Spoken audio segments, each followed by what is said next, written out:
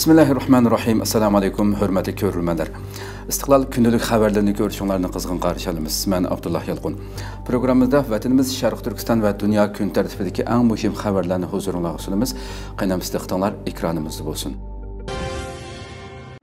Xitay Uyğurlarını Xitayning çağınını təbrikləşə məcburladı.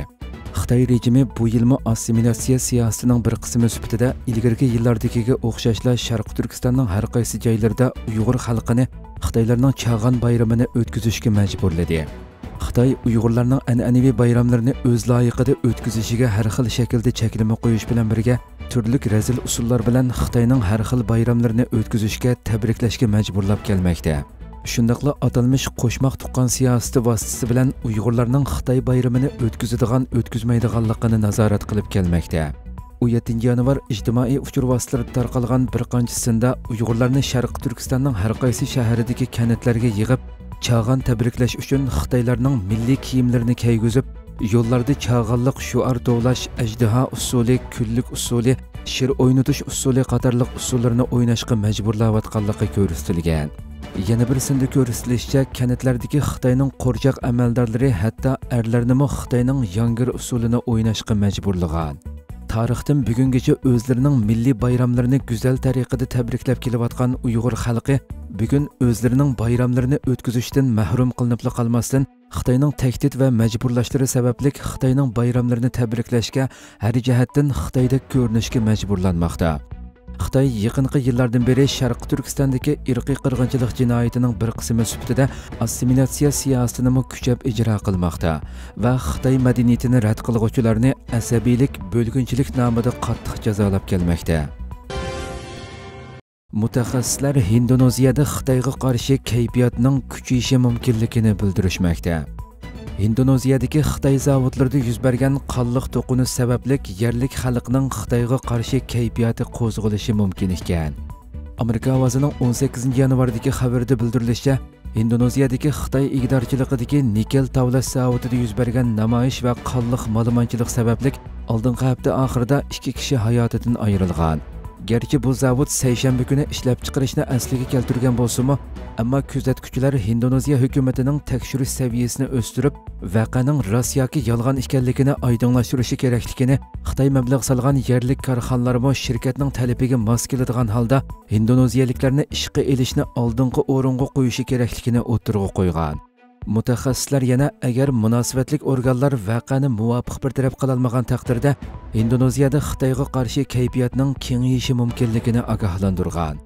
Indoneziya amaldorlarining aytishicha, Indoneziyadagi bir nikel kenidagi ishchilar 14 yanvar ishaqi va xizmat bexatarligi sharoitining yaxshilanishini talab qilib namoyish qilgan. Ammo namoyish 2 odam o'ldirilgan to'qinishga aylangan. Bildirilishicha, ma'lumotchilik Indoneziyaning Sulawesi oroli Morowali rayonidagi nikel sanoati zavodida yuz bergan bo'lib, mazkur zavod Xitoyning Jiangsu Delong nikel sanoatiga tava ekan. To'qinishga aylangan namoyishda bir indoneziyalik bilan bir Xitoy fuqarosi o'lgan.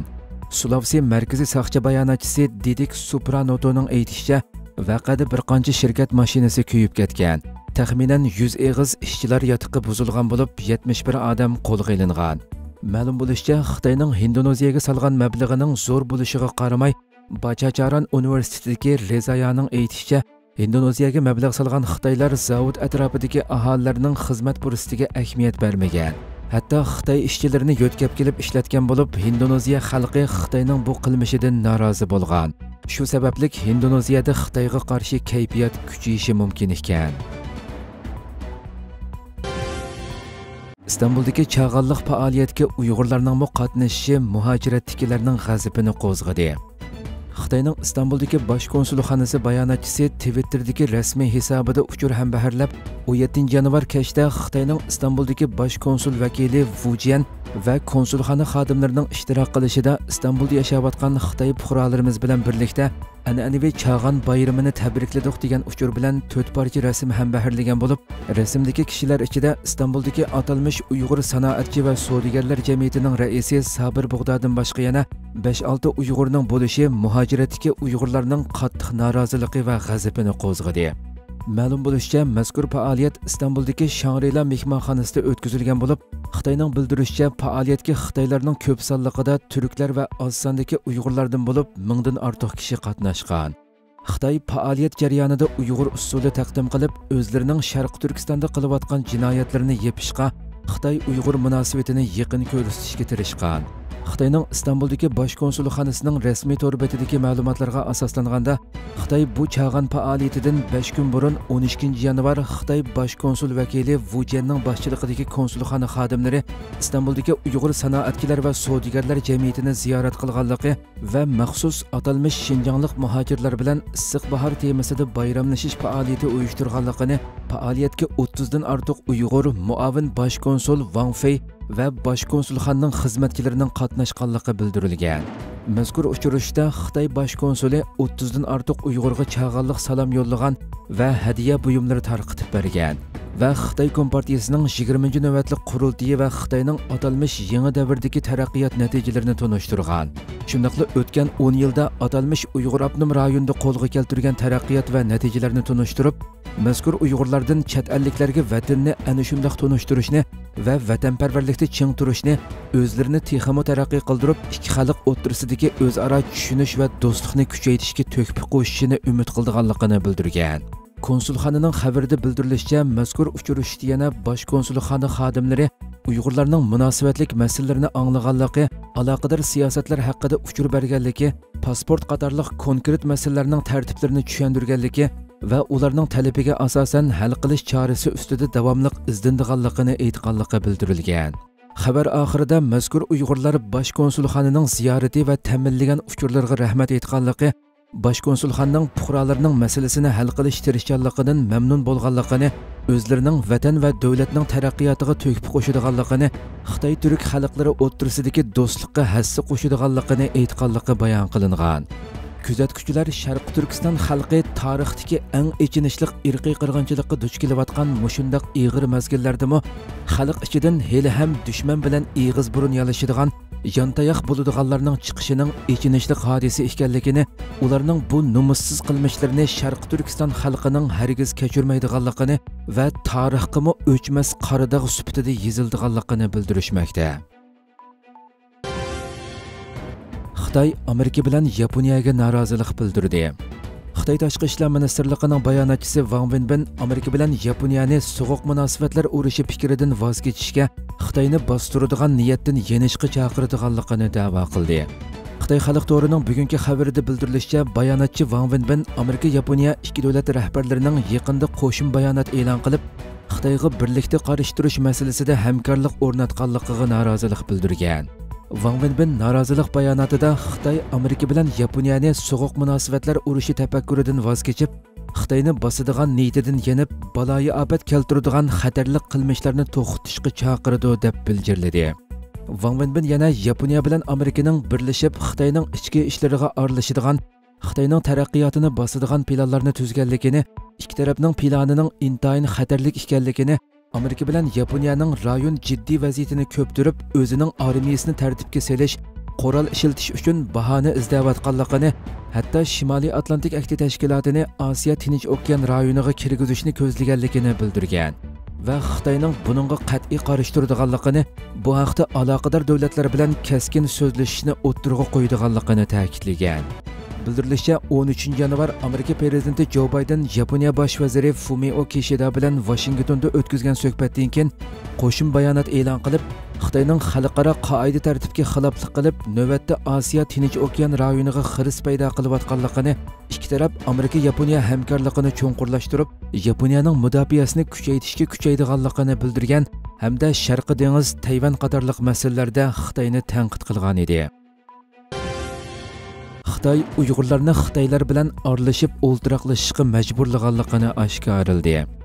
Xitoy navbatda Sharq Turkistonda davom qilayotgan ikki yig'in dokladida o'tgan bir qancha yilda atalmish Junxo millati o'rtaq gavdasi engini mustahkamlab, har qaysi millatlarning yo'g'rilishini ilgari surish nomida Xitoylar bilan Uyg'urlarni aralashib o'ltiraqlashishga majburlaganligini oshkorladi. Tangritog to'rining 18 yanvardagi xabarda bildirilishicha, atalmish Uyg'ur Abnum rayonluq siyosiy kengash 13-navbatlik komiteti 1-yig'inda bergan dokladda Xitoy doiralarining atalmish Junxo millati o'rtaq gavdasi engini mustahkamlab, har qaysi millatlarning yo'g'rilishini ilgari surish nomida har millat ommasini aralashib o'ltiraqlashishga majburlash planini amaliylashtiriganligini oshkorlagan. Dokladda atalmish Uyg'ur Abnum rayonluq siyosiy kengash a'zosi Toshqo'rg'on Tojik Abdunum nahiyalik siyosiy kengashining raisi Qurbanqul Kamas tunishtirib, Toshqo'rg'on Tojik Abdunum nahiyasida 6 mahalladagi 32 o'ltiraq rayonda geralashib o'ltiraqlashish bilan to'liq qoplash ishga oshirilganligini, har millat ommasini o'zaro do'stlashish, tuqqanlashishga va har oyda oilalarga kirib yo'qlashga rag'batlantirganligini tilga olgan. Doklad yana 2022-yili Atush Qizilsuv oblasti atalmish Uyg'ur Abnum rayon darajalik Millatlar Ittifoqligi taraqqiyoti bo'yicha ulgu ko'rsatish rayoni ulgu ko'rsatish o'rnidan 7 ni barpo qilganligini tilga olib, Xitoy doiralari necha yildan beri xalqaro jamiyatdan yushirib kelgan Uyg'ur madaniyat uslubida selingan uylarni atalmish go'zal yezikanat qurib chiqish nomida majburiy chiqib, Xitoy bilan aralashib o'ltirishga majburlash qilmishlarini oshkorlagan. Yig'inda yana ijtimoiy fan sohasidagilar birlashmasi partiya guruhining sekretari Lu Chunping diqqatni Junxo millati o'rtaq gavdasi engini mustahkamlashga markazlashtiramiz deb ta'kidlagan. Xitoy bu qatim 2 yig'in ochilgandan hozirgacha atalmish Junxo millati o'rtaq gavdasi engini mustahkamlab, har qaysi millatlarning yo'g'rilishini ilgari surish nomida irqiy qirg'inchilik siyosatini qayta ta'kidlagan.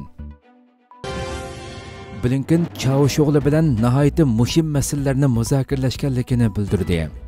Amerika Tashqi ishlar ministri Antony Blinken Turkiya Tashqi ishlar ministri Mavlud Çavuşoğlu bilan elib borgan uchrashuvda nihoyatda muhim masalalar haqida suhbat o'tkazganliklarini bildirdi. Turkiya Ovozi radiosi xabarida bildirilishicha, Amerika Tashqi ishlar ministri Blinken Turkiya Tashqi ishlar ministri Çavuşoğlu bilan elib borgan uchrashuvdan keyin Twitterda e'lon qilgan bayonotida uchrashuvda nihoyatda muhim masalalarni muzokara qilganligini ta'kidlab, Rossiyaning Ukrainaga qarshi sababsiz urushiga qarata Shimoliy Atlantik Akti tashkiloti NATOning javob qaytarishini hamda Turkiya bilan Ukraina, Suriya va boshqa ko'plagan masalalarda davomli hamkorlashishni to'rt ko'z bilan kutyapman dedi. Ministr Blinken uchurida Çavuşoğlu bilan bo'lgan uchrashish jarayonida tortilgan suratlarni ham baharladi. Hürmetli görürmenlerimiz, şuna qilib bugungi xabarimiz müşahede ahırlaştı. Erteki programımızda görüşkice aman boğayslar. Esselamu aleyküm ve rahmetullah.